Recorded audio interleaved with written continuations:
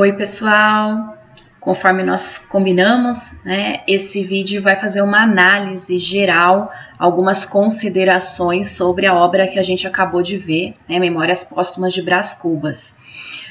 Em primeiro lugar, a gente tem que lembrar, né, que é uma obra que tem uma importância no cenário da literatura brasileira, porque ela é quem inicia o realismo no Brasil. Tá? Essa obra inicialmente ela saiu em folhetins em 1880 e só depois ela foi publicada em formato de livro. Né? E o que eram os folhetins, Michele? Os folhetins eram capítulos que você ia acompanhando quando você comprava o jornal, né? Vinha lá o capítulo primeiro, depois o capítulo segundo, depois o capítulo terceiro, assim como a gente acompanha as novelas de hoje em dia, né? Eles acompanhavam os livros. Uma outra coisa bastante relevante que a gente já comentou é a questão dele nascer como autor, né, dele se tornar esse autor depois que ele morre. Então ele usa aí uma antítese, o berço e a campa, né, o berço que simboliza o nascimento e a campa que é o túmulo que simboliza essa morte, mas ele nasce do túmulo, né, ele nasce aí dessa campa como narrador. Bom, a narrativa não linear, lembra que ele começa do presente estando morto, aí ele vai falar sobre o seu delírio de morte, ele volta para o passado, depois ele volta, né, para o presente. Então a gente tem a narrativa não linear, e nisso também, gente, nós temos uma narrativa lenta. Ele mesmo vai comentar essa narrativa dele, que é uma narrativa que vai e vem o tempo inteiro, e isso é uma inovação para a época. Nós não temos um clímax, né? A história não tem um auge de conflito, é apenas uma narrativa ali das suas memórias, das suas recordações do que aconteceu com ele.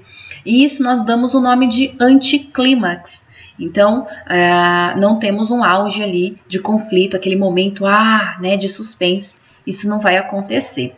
As críticas sociais, como toda obra realista, né, não pode faltar aí crítica social, e nesse pensamento de crítica social a gente vai ver, né, esses personagens sendo analisados psicologicamente e pelo lado interior, né, sempre fazendo aquela análise profunda ali do comportamento humano. Ele diz que ele analisa a sociedade do ponto de vista da morte, então ele pode escrever qualquer coisa que não vai ter problema, ele já está morto, né? Ele não corre o risco de ser penalizado por isso, das pessoas o criticarem. Nós temos aqui alguns temas, né? Algumas coisas ali abordadas, como a honestidade. Nas duas vezes que ele encontra dinheiro, uma ele devolve, a outra não. A gente tem essa honestidade também na figura do cunhado dele, né, o Cotrim, que ele descreve esse cunhado de forma dizendo que ele é honesto, mas tá super irônico, né? Ele não é honesto, então você tem a ironia ali para de alguma forma acusar, né, o cunhado dele. O uso das digressões. Ele fala com o leitor o tempo inteiro, ele interrompe a narrativa para filosofar, para falar sobre outros assuntos. Essa narrativa que fala sobre a própria narrativa, que é a tal da metalinguagem, isso a gente encontra direto nas obras do Machado de Assis, a obra falando da própria obra, a ironia, né, que a gente já viu bastante, o tema predileto que a gente tem aí dentro do Brás Cubas e dentro do realismo como um todo, que é a questão do adultério, o pessimismo que a gente encontra lá no último capítulo, né, o último capítulo chamado Das Negativas. Esse pessimismo é uma adaptação do Flaubert, né, que é um autor aí francês. Esse anti-herói, que é esse herói fracassado, que não conseguiu nada na vida, né? Muitas vezes cínico, debochado, e a escrita do livro seria essa última tentativa dele ser alguém na vida, né? E nem isso ele consegue. A Eugênia, a gente vê aí essa Eugênia, que é essa ironia, né? A gente tem um nome irônico porque eugenia, gente, significa nascida perfeitamente. E a gente sabe que a Eugênia, ela tinha lá uma deficiência física, né? Ela era coxa, e o fato dela ser coxa, o fato dela ser pobre, né, tem uma situação social inferior aí a dele, impedem esse relacionamento.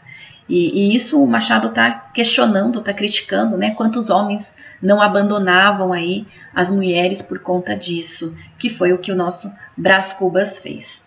Também temos a ideia do Prudêncio, o Prudêncio, que era o escravo, né, inicialmente ali do Brás Cubas. Ele fazia o Prudêncio de cavalinho quando ele era criança, e o Prudêncio depois ele é alforriado, mas ele acaba tendo um próprio escravo.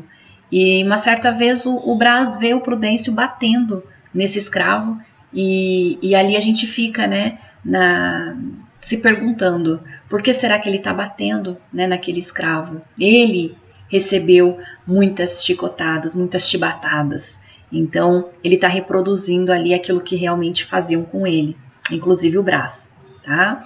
Intertextualidade com Quincas Borba, isso não tem como negar. Depois a gente vai ver aí vídeos sobre o Quincas Borba, então essa intertextualidade, e não só com Quincas, com outros escritores, com outras obras. O Machado era um leitor muito assíduo, então ele vai citar e trazer referências em todas as suas obras de outros escritores, entre eles o Shakespeare, Schopenhauer, né, o próprio Flaubert, enfim, e ele mesmo, né, eu mostrei isso para vocês, que ele consegue fazer intertextualidade com as suas próprias obras. Bom, é isso, gente. É um livro bem bacana, espero que vocês leiam, né, e curtam bastante. Bom, beijinhos e nos vemos nos próximos vídeos.